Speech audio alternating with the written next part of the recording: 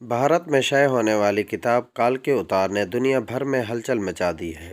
اس کتاب میں یہ بتایا گیا ہے کہ ہندوؤں کی مذہبی کتاب میں جس کال کی اتار کا تذکرہ کیا گیا ہے وہ آخری رسول حضرت محمد صلی اللہ علیہ وسلم بن عبداللہ ہے۔ لیکن اس کتاب کے مصنف اگر کوئی مسلمان ہوتا تو وہ اب تک جیل میں ہوتا اور اس پر پابندی لگ چکی ہوتی، لیکن اس کے مصنف پنڈت وید پرکاش برہمن ہندو ہیں اور وہ الہ آباد یونیورسٹی سے وابستہ ہیں اور وہ سنسکرت زبان کے ماہر اور محقق اسکالر ہیں۔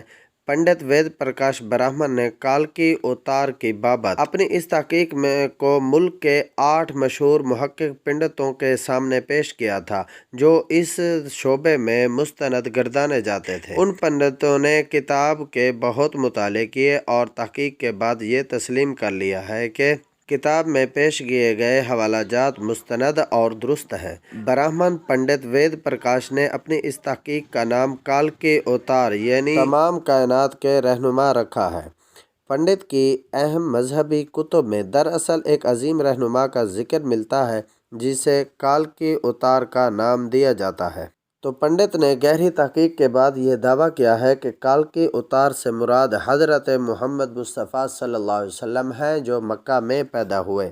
چنانچہ ان کا کہنا ہے کہ تمام ہندو جہاں کہیں بھی ہوں انہیں اب کسی اور کال کے اتار کا انتظار کرنے کی ضرورت نہیں، بلکہ اس کے لیے انہیں محض اسلام قبول کرنا ہے اور آخری رسول حضرت محمد مصطفیٰ صلی اللہ علیہ وسلم کے نقش قدم پر چلنا ہے جو بہت پہلے اپنے مشن کی تکمیل کے بعد اس دنیا سے تشریف لے جا چکے ہیں۔ اپنے دعوے کی دلیل میں پنڈت وید پرکاش برہمن نے ہندوؤں کی مقدس مذہبی کتاب وید سے مندرجہ ذیل حوالے دلیل کے ساتھ پیش کیے ہیں۔ وید کتاب میں لکھا ہے کہ کال کے اتار بھگوان کا آخری اتار ہوگا جو پوری دنیا کو راستہ دکھائے گا۔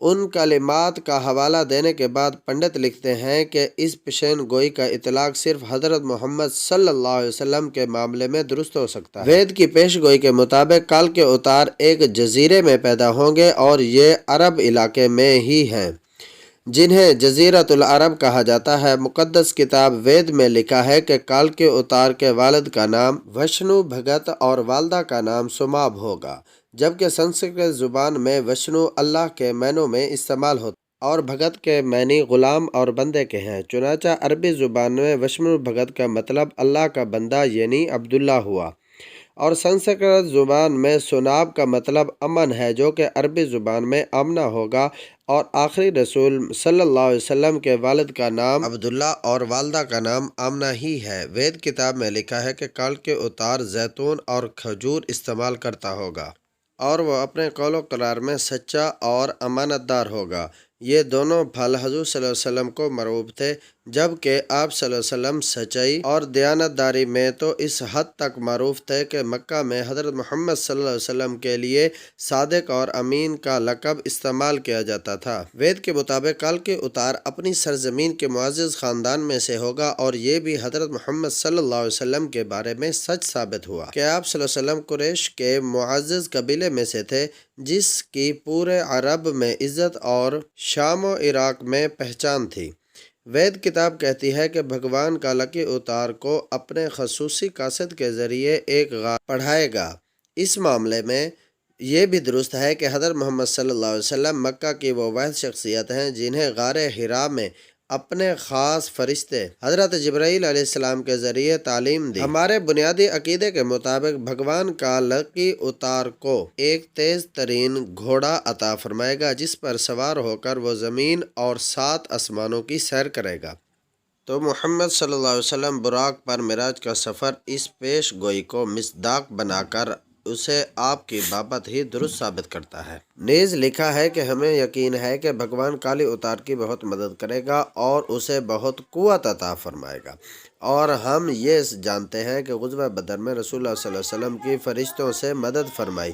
پنڈت وید پرکاش کہتے ہیں کہ ہماری ساری مذہبی کتابوں کے مطابق یہ پیشین گوئی ملتی ہے کہ کال کے اتار گھڑ سواری، تیر اندازی اور تلوار بازی میں ماہر ہوگا۔